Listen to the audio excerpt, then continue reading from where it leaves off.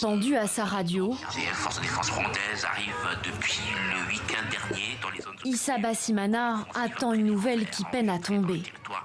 Cet homme originaire de Rutshuru a été chassé par les combats dans le Nord Kivu et s'est réfugié dans ce camp de Don Bosco près de Goma.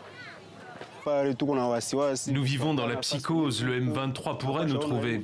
Personnellement, je souhaite que le gouvernement aille combattre le M23 et le fasse partir.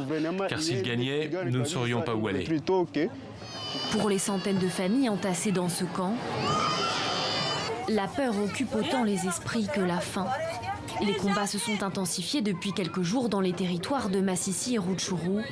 Des groupes armés locaux appelés les Wazalendo affrontent les rebelles du M23 qui sont soutenus par le Rwanda selon un groupe d'experts de l'ONU, ce que Kigali dément.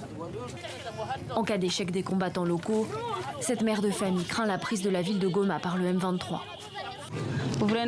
Il faut que le gouvernement trouve une solution, car si les Wazalendo échouent, nous ne saurons pas où aller. Ici, dans ce camp, nous souffrons. Nous manquons de nourriture, mais si nous rentrons chez nous, alors tout ira bien. À quelques semaines du début de la campagne électorale, la société civile accuse le gouvernement d'inertie.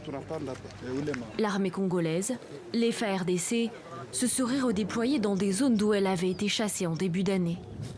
Elle dit respecter le cessez-le-feu et accuse le M23 d'avoir foulé aux pieds le processus de paix. En tant que forces armées de la République démocratique du Congo, les accords issus du processus de Luanda et de Nairobi ne nous permettent pas d'avancer même d'un seul pas. Après 6 mois de calme précaire, plus de 84 000 personnes ont à nouveau été contraintes de fuir leur village depuis le début du mois d'octobre. 20 civils sont morts et 30 autres ont été blessés, selon la coordination humanitaire des Nations Unies en RDC.